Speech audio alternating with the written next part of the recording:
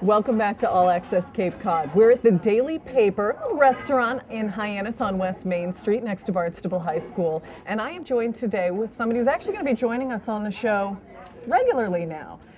Pam, why don't you tell us a little bit about who you are and what you do? I host a show called MoneyTrack that's on PBS on WGBH 44 in this area.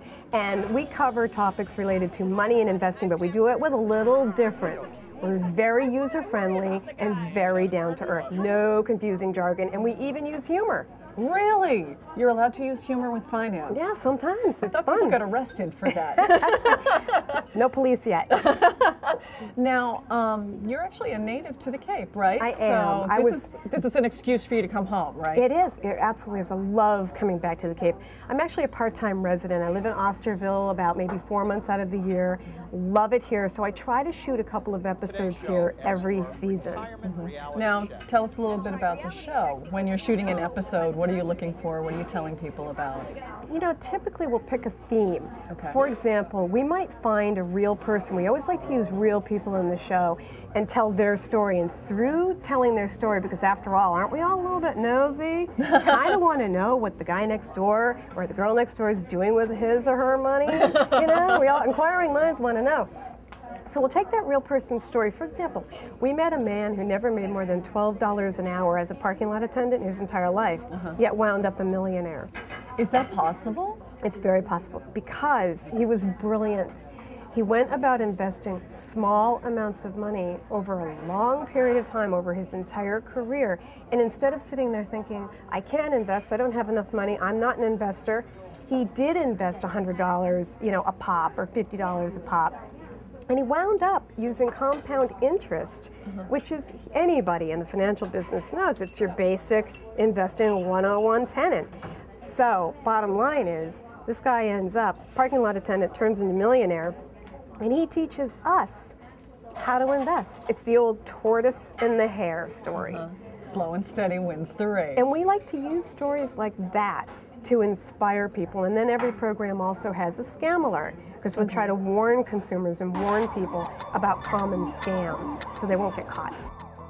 So on this show, on MoneyTrack, we really try to put the spotlight on our own behavior and ask the question, why can't we just get out of our own way and learn how to make money conservatively?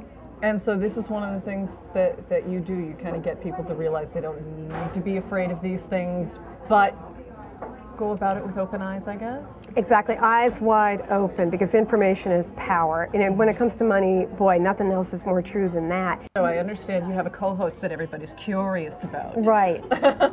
Everybody is curious about Jack. Jack Gallagher is coincidentally from the area. He's from West Bridgewater. Oh, and then, separate track, we both ended up in California. And no, people are always asking, are you guys together or what? And the answer is no. He's married, he has a family, lives in Sacramento.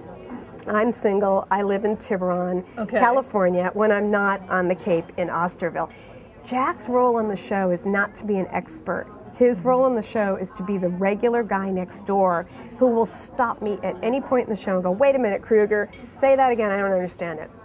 Makes sense. So that's his role. My role on the show is to bring in the experts like John Bogle, even Warren Buffett this season. I mean, that was a thrill. Wow. Great experts, including Ben Stein.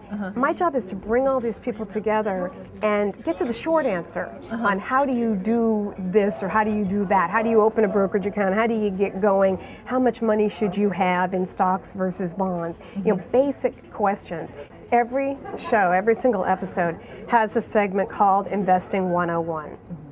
So we take the story of the week, and then we basically will have viewer questions come in that are about that same topic, and it all winds up with an Investing 101 lesson for that week, a simple takeaway that anybody can say, okay, I get it.